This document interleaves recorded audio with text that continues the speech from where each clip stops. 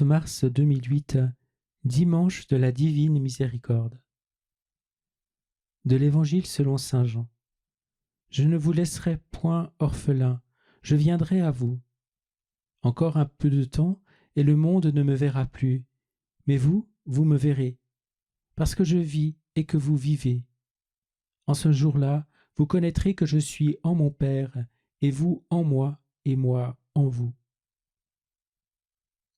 Jésus dit: oui, ici je parlais de l'Eucharistie, le don de ma continuelle présence à mon épouse, l'Église, et ce jusqu'à la fin des temps. Pas une âme qui m'appartient n'est abandonnée en ce monde, aussi longtemps que l'Église continue de faire ce qu'en la veille de ma passion j'ai commandé de faire en mémoire de moi. La très sainte Eucharistie n'est pas seulement mon sacrifice offert au Père, quoique sous un mode non sanglant. Elle n'est pas seulement la subsistance des âmes vraiment nourries de mon corps et de mon sang. Elle est aussi le sacrement de ma divine amitié, le gage de mon ardent désir de demeurer proche de tous ceux qui me cherchent, de tous ceux qui ont besoin de moi, de tous ceux qui veulent passer du temps en ma compagnie. C'est pourquoi je suis tant affligé que les églises soient verrouillées et que je sois ainsi laissé seul des jours entiers dans le tabernacle. Je voudrais attirer les âmes vers mon cœur ouvert, leur faire connaître ce que c'est que de demeurer dans le rayonnement de mon visage eucharistique. Je voudrais me faire l'ami intime des âmes attirées à moi dans le sacrement de mon amour.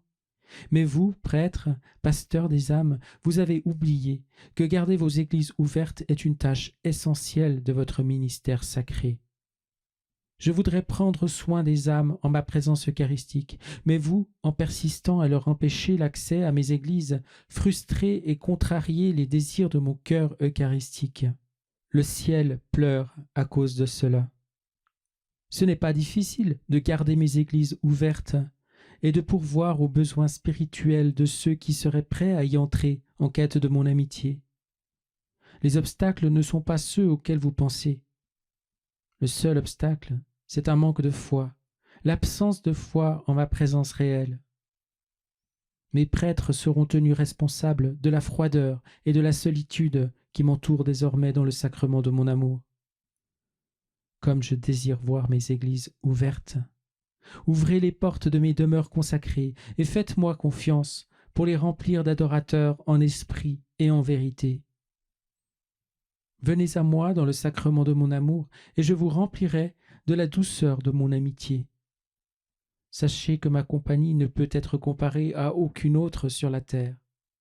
Pour cela aussi j'ai institué le sacrement et le sacrifice de mon corps et de mon sang, pour que les âmes puissent me trouver dans mes églises et en demeurant en ma présence, apprendre de moi tout ce que j'ai entendu de mon Père.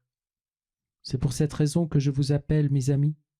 Vous êtes mes amis parce que du tabernacle où je suis présent et de l'ostensoir qui m'expose à votre regard, je partagerai avec vous les secrets de mon cœur.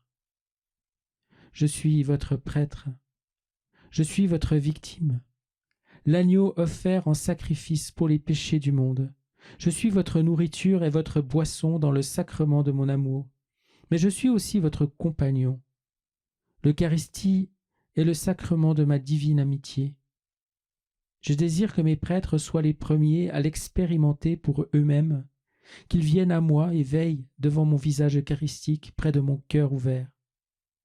Alors ils comprendront combien grave est l'offense consistant à verrouiller mes églises, creusant une distance entre moi et mon peuple, entre moi et ceux au milieu desquels j'ai choisi d'habiter.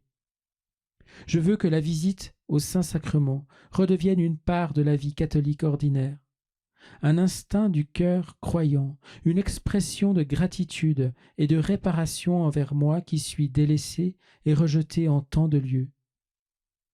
Que mes prêtres montrent l'exemple et les fidèles suivront. Le troupeau ne suit-il pas le pasteur? Où sont les verts pâturages prophétisés par le psalmiste royal, sinon en ma présence eucharistique? Je veux que mes prêtres apprennent à se reposer en ma présence. Là, je promets de refaire leur force comme ne peuvent le faire aucun divertissement, aucune distraction, aucun autre moyen. qu'ils viennent à moi lorsqu'ils sont épuisés et esselés. Je serai leur repos et leur plus cher compagnon. De ma présence eucharistique, ils s'en iront recréés et leur joie renouvelée. Ceci, je le promets.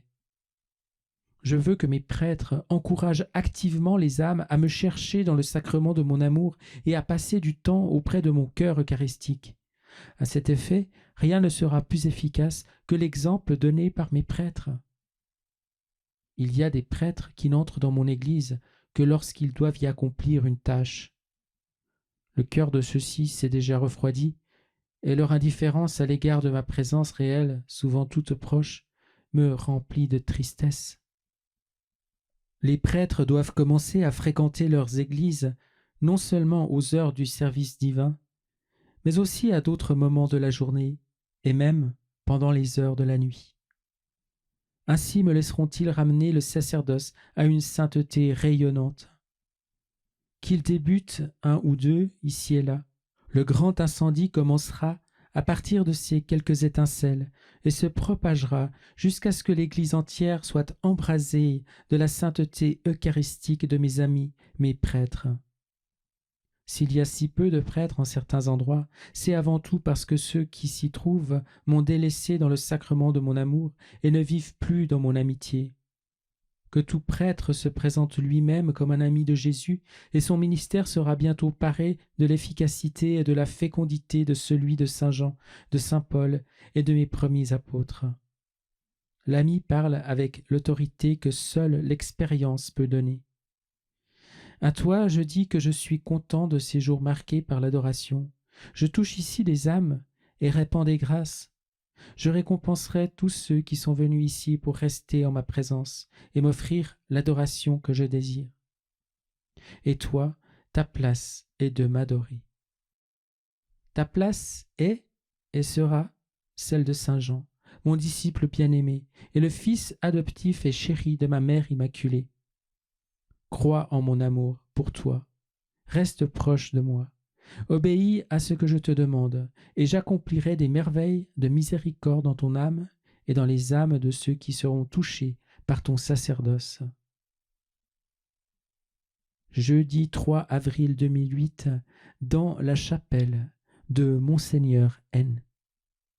Ce soir, je t'ai parlé encore d'une autre façon. J'ai communiqué à ton cœur quelque chose de ce que je conserve dans mon cœur eucharistique.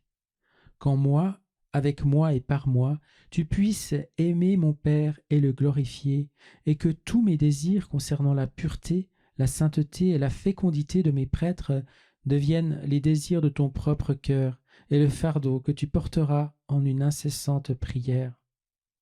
Ne crains pas. Je t'aiderai à chaque étape du chemin.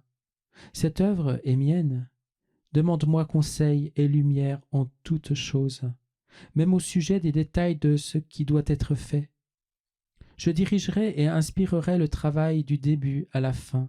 C'est une œuvre née de l'amour de mon cœur transpercé pour mes prêtres et pour toi. Ma mère considère cette œuvre comme sienne. Elle en prendra soin comme de ceux qui travailleront à en faire une réalité avec toute la sollicitude de son cœur miséricordieux. Confie-toi à l'intercession et à la protection de ma mère. Elle est ton secours perpétuel et la médiatrice des grâces que j'ai destinées à ceux qui participeront à cette œuvre qui est mienne.